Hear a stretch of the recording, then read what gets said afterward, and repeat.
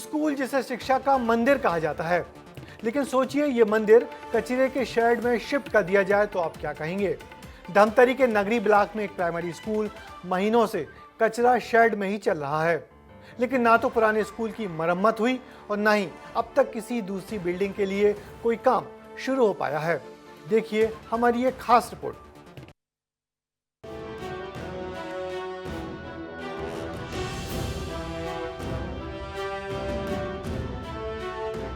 Building जर्जर घोषित कर गए भूल। देखिए कचरा शेड में लग रहा स्कूल। कंधों पर बस्ते और आंखों में बेहतर भविष्य का सपना लिए ये बच्चे स्कूल जा रहे हैं, लेकिन ये क्या, ये तो कचरा शेड है। आप भी चौंक गए ना? लेकिन धमतरी की सिहावा ग्राम पंचायत के प्रेमनगर का प्राइमरी स्कूल इसी कचरा शेड में लग रहा है। बोर्ड देखिए जिसमें साफ साफ लिखा है ठोस अपशिष्ट प्रबंधन हेतु शेड का निर्माण, जिसके ऊपर ही अब स्कूल का बोर्ड भी लगा दिया गया है और बच्चे इसी शेड में पढ़ने को मजबूर हैं।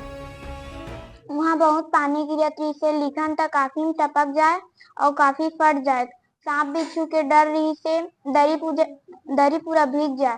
यहाँ से वहाँ बाथरूम जाके गाड़ी में रह दी तो मेरा मन के इंजाम हो सका थे।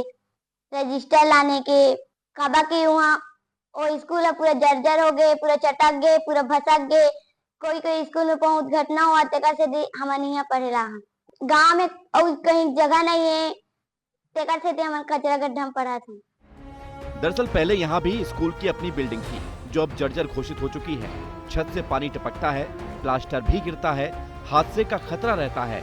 लिहाजा गांव वालों ने फैसला लिया कि कचरा शेड में ही स्कूल को शिफ्ट करा दिया जाए, क्योंकि जितनी चिंता बच्चों के भविष्य की है उतनी ही चिंता उनकी सुरक्षा की भी है।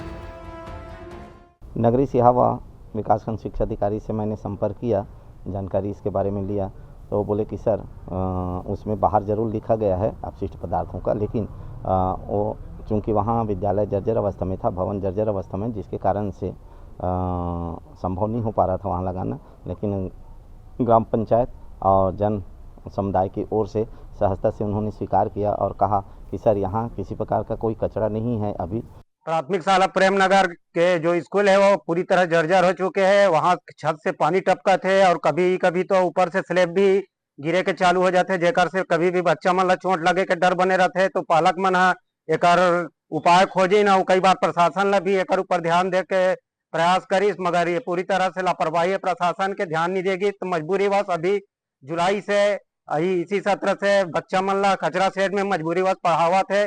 पालकगण काफी आक्रोशित हो चुके हैं। आने वाला कुछ समय में उग्र आंदोलन के चेतावनी दे जाते। स्कूल जर्जर घोषित कर दिया गया, लेकिन अब तक ना तो मरम्मत हुई और ना ही दूसरा भवन बनकर तैयार हुआ।